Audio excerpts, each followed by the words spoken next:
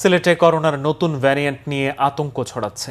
বিমানবন্দর, রেল স্টেশনে সতর্কতার পাশাপাশি করোনা মোকাবিলায় এমএজি ওসমানী মেডিকেল কলেজ হাসপাতাল ও শহীদ শামসুদ্দিন হাসপাতালে প্রস্তুতি নেওয়া হয়েছে।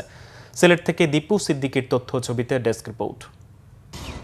করোনা সতর্কতা হিসেবে ওসমানী আন্তর্জাতিক বিমানবন্দরে যাত্রীদের তাপমাত্রা পরীক্ষার জন্য বসানো হয়েছে থার্মাল স্ক্যানার। একই সঙ্গে রাখা হয়েছে আইসোলেশন সেন্টার। এছাড়া রেলওয়ে স্টেশনেও নেওয়া হয়েছে সতর্কতামূলক কার্যক্রম। মুখে অবশ্যই মাস্ক ইউজ করার জন্য আমরা মাইকিং করতেছি। আমাদের এখানে স্টেশনের যাত্রীদের আমরা সচেতনতা করতেছি। এই নিয়ে আমাদের যারা ডিউটি করতেছে ওদেরকে আমরা বলতেছি যাতে করোনা বিধি সবাই মেনে চলে। করোনা ডেডিকেটেড শামসুদ্দিন আহমেদ হাসপাতালে রোগীদের বাড়তি চাপ মোকাবেলায় এরই মধ্যে 16টি আইসিইউ সহ নারী ও পুরুষদের জন্য 40টি বেডের ব্যবস্থা করা হয়েছে।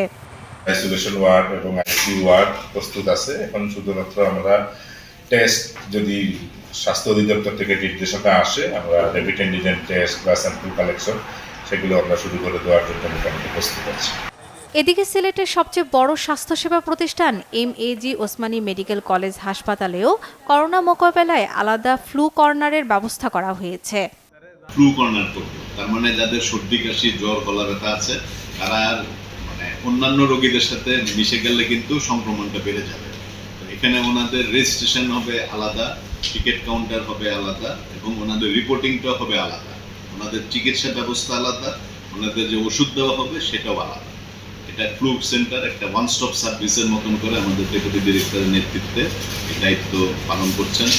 সিলেটে এখনও করোনা পরিস্থিতি নিয়ন্ত্রণে, তবে যে কোনো সময় পরিস্থিতি খারাপ হলে দ্রুত ব্যবস্থা নেওয়ার জন্য প্রয়োজনীয় ব্যবস্থা রাখা হয়েছে। Banglavision news desk.